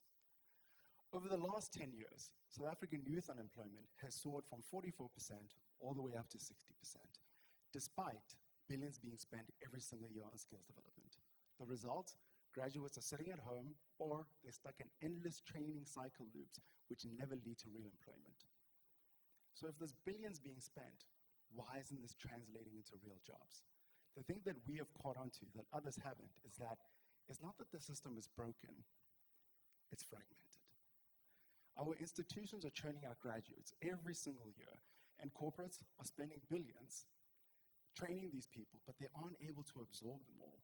Startups, on the other hand, would love to absorb these people, but they can't afford it. And that's why we built Jobox. By linking these stakeholders together, we seek to address this problem. We help corporates to channel their training budgets into subsidizing hires into startup and SMMEs, and we connect those startups and SMMEs with vetted talent to help their businesses grow. And because we track the student's journey all the way from the start to the end, we're able to give institutions actionable insights about their graduate outcomes. And this is our platform in action.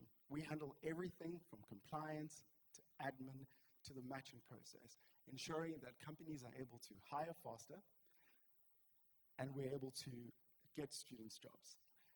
We have over 30,000 students who already trust us to help them get their jobs, and we work with incredible institutions all across the country, helping them get insights about their students. These 30 institutions are spread all across the country, and we've helped over 500 young people kickstart their employment journey. We've also been able to double our revenue for the last 2 years, and we're on track in order to be able to do that again this year. Working with incredible companies from local startups to global firms, and we're not alone in this journey. We've been able to accrue some incredible partners, including Alan Gray, Harambee, and most recently, the Presidential Youth Employment Intervention. These aren't just names on a slide. They're true insights and valuable insights into how we are actually doing the right work. How do we make money? It's pretty simple. We charge 12,000 Rand per placement, and to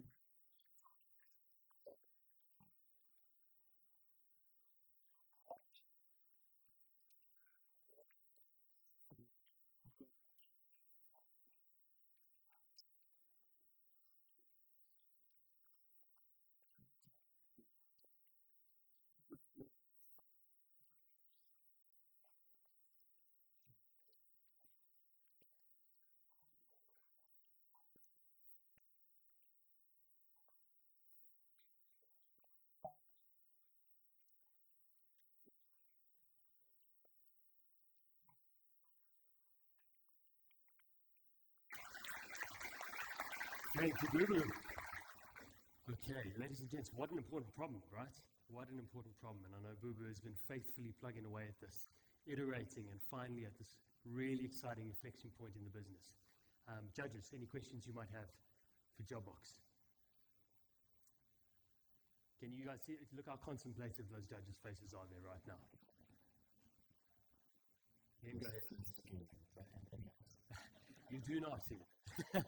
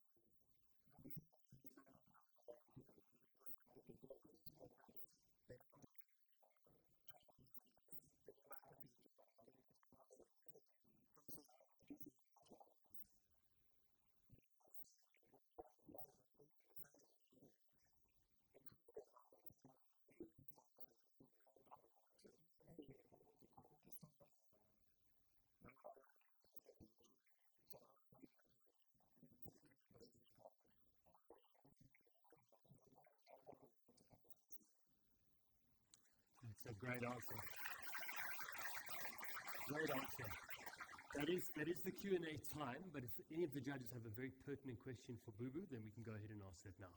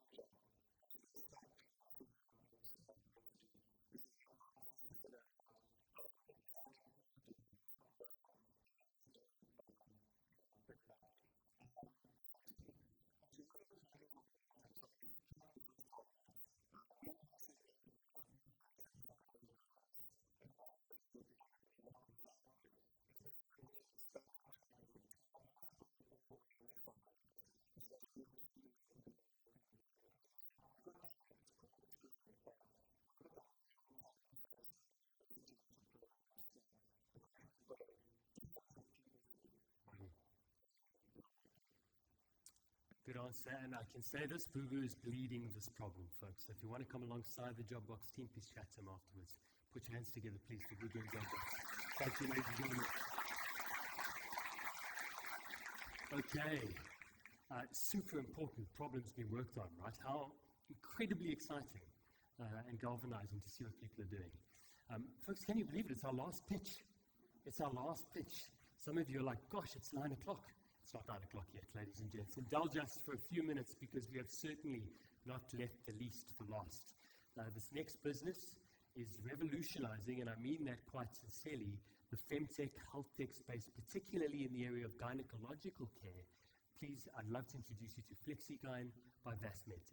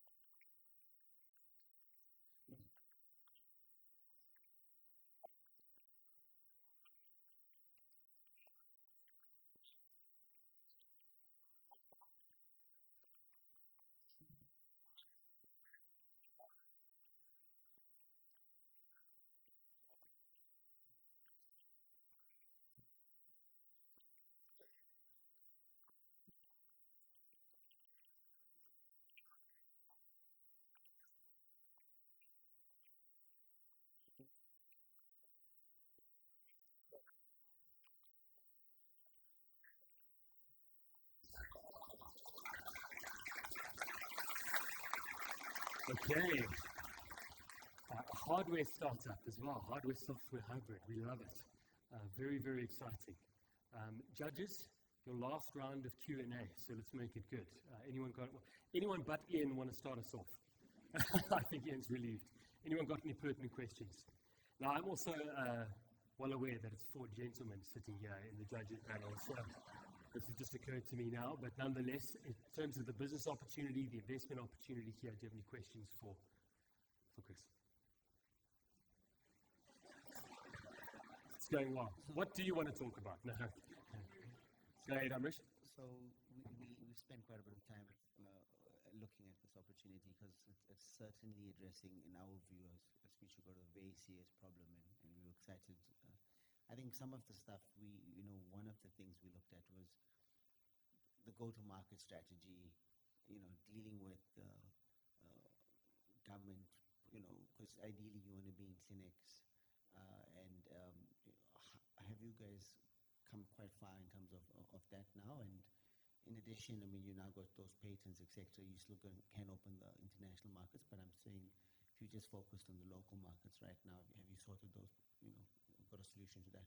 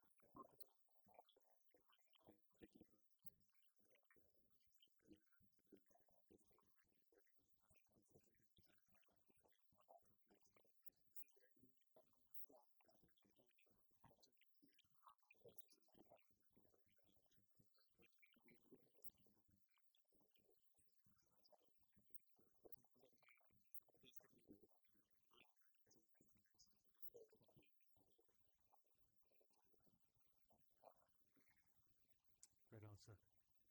Gentlemen, what else?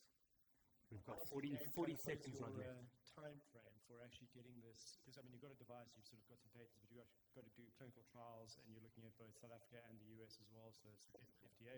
What is your sort of time frame for that? I mean, it's quite a capital intensive and lengthy process.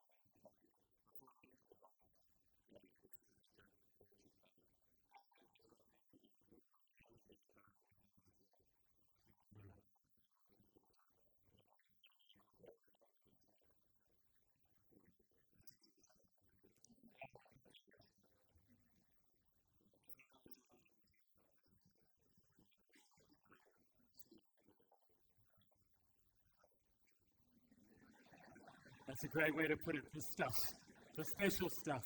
I think, ladies and gentlemen, come on, that's a good way to finish out the evening, right? Thank you so much, Chris, thank you. Flexigyn team. absolutely epic. And, you know, we met the Flexigyn team 12 months ago. What they've done in the last year is pretty remarkable. So we talk about speed to market. This is a team that knows how to do that. Folks, I can't believe it, but that's 10. And this for us is one heck of a process. As you know, we whittled down to have all 10 come through. It's such a fantastic moment for us. Have you enjoyed yourself tonight? Yeah? You're encouraged, you're inspired with what you're seeing? I hope so. I hope so. Now, what I need from you is just a few more moments' patience, because we do in fact announce our top 5 now. Yeah, that's happening, ladies and gents, in a couple of moments. Some of you are like, what a twist. It's happening now, ladies and gents. So that is happening. You are going to leave the room knowing who the 5 are. We need a few minutes just to reconcile those scores from our judges. So we're very grateful again. If I can ask you for a quick round of applause for our judging panel as well. Not easy. Not easy tonight. And yeah, I don't envy their position at all. The caliber of these 10 is pretty remarkable, right? So we're going to reconcile that very quickly. Before we do, though, I mentioned to you, coming up, the grand finale of the Big Pitch Startup Alley. It's all happening at SAFT Summit 2025 in Johannesburg. We want to show you a very quick 2-minute promo ahead of that event, and then we will get into our top 5.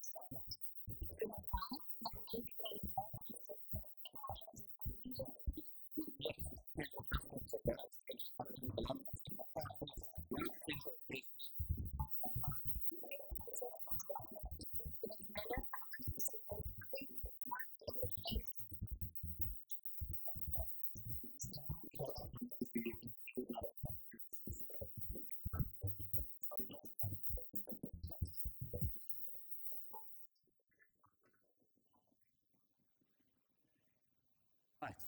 I hope that you are all excited for SAFT. I mean, it was dead silence in the room. Everyone okay? Okay. Folks, I cannot overstate this enough. This is sincerely the best tribute to South African entrepreneurship across the board. It's not just a tech startup event. We are well represented there, and we'll have 60 of the country's best ventures participating. But importantly, we've got a special discount code for the Startup Club Network in the build-up to the summit. Okay, so please, if you want to scan that now, you can.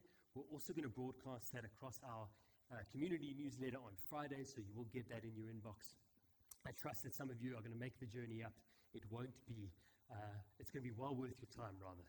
Okay, well worth your time. There we go. Some of you, I think it's because you're on the edge of your seats wondering who has made our top 5. And we're incredibly excited to reveal that in just 1 second. Our team is just quickly reconciling that at the back, and they'll give me the thumbs up when they're ready. Before we do, though, and before we dismiss you, Mr. Nico Jacobs, Chief Executive of South African Future Trust, just has a quick word for us here today, and I think also just to extend a thank you for your support of our participating ventures. Nico, over to you.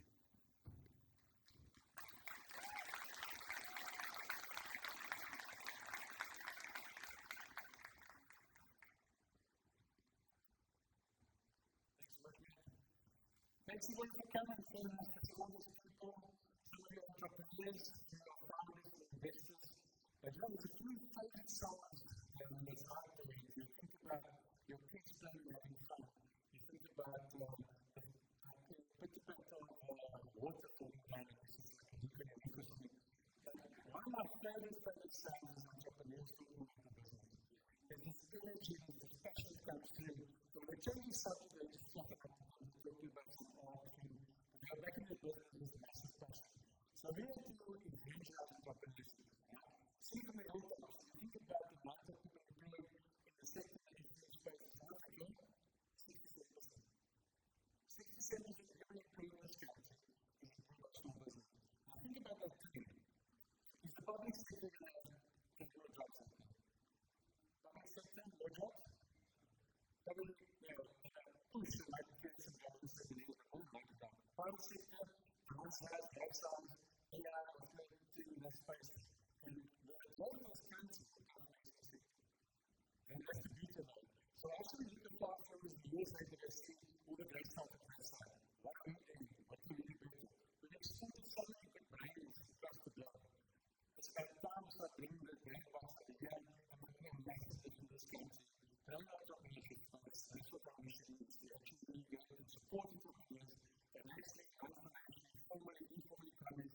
And when we find partners map and start with club, the opportunities we work with, we find ourselves equally helpful to the special businesses you can difference and change them. So one of it's coming out, thanks so much. Big thanks to those two. We've got two of team members, the team Carroll that runs the venture like in front of you. So if you have access to the link, it's going to be awesome. We've got some great speakers.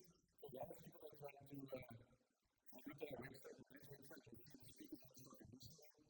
Right? Change the way things are in the country in terms of investors, just access to information, access to deal flow. And we've got Stanley coming on board because we understand a lot of what we're doing in this space.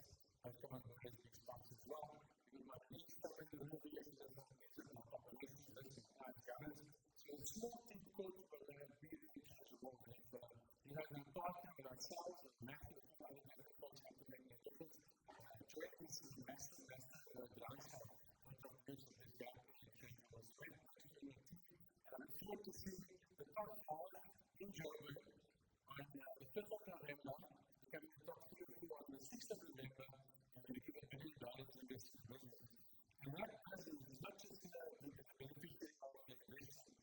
Our business has massive scale across the globe. We have an office in Uganda, Nigeria, Ghana, Southeast Asia, we look after Singapore, Philippines, Malaysia, Vietnam. We go into the UK, into the US and Ireland. We live in Jersey, and we're massive infrastructure. So when we come on board as an investor, we're not going to VC talking about a business. We are not passive people, we're active investors. We come here, help the business grow, fund the business, help it scale. And in that way, help entrepreneurship across the space. Right, thanks for listening. Thank you. Okay. Right back at them. Folks, very few organizations championing entrepreneurs in this country the way that the small but powerful SAFT team is doing. So a great privilege to partner with them this year. Let's get to the juice, shall we? I think very importantly, ladies and gents, this is not in any particular order. Okay, I must reveal that to you. Please, a reminder, we have to choose 5 from an impossible pool. They are all phenomenal. Please celebrate them. Please invest in them if you get the chance after this. Chat to the founders as well. We want to celebrate these startups as much as we can. And the only caveat I will make before dismissing you, please, is can I have all of our pitching founders and our judges join me on stage for a nice family photo before we all head off. Okay, sound good? All 3 of you, love it. Thank you. Okay, ladies and gentlemen, our top 5 in no particular order. First up, we have Lelapa AI and Castillo. Fantastic ventures, of course. Let me move to this side of the room to make it dramatic. We've got MariHealth Solutions and Jobox in at number 4. And last but not least, ladies and gentlemen, is Gem. Gem has made it into the top 5. So fantastic. I mean, what phenomenal businesses working on big, audacious problems in the world. Please congratulate those founders, folks, again, with your round of applause. Thank you. Really excited about that. Ladies and gents, from us, We are so privileged to do this work. I repeatedly say to my wife, I can't believe this is what we get to do for a living. So much of it is made possible by the support of partners, but also you guys engaging us. So not lost on us. Thank you for coming out this evening. We hope to see you in Johannesburg. If you're not going to join us there, the South African Startup Awards coming up. Again, our pitching founders and our judges, please join me. Folks, join us for food, drinks outside. Thank you so much for coming out. Cheers, everybody. Thank you.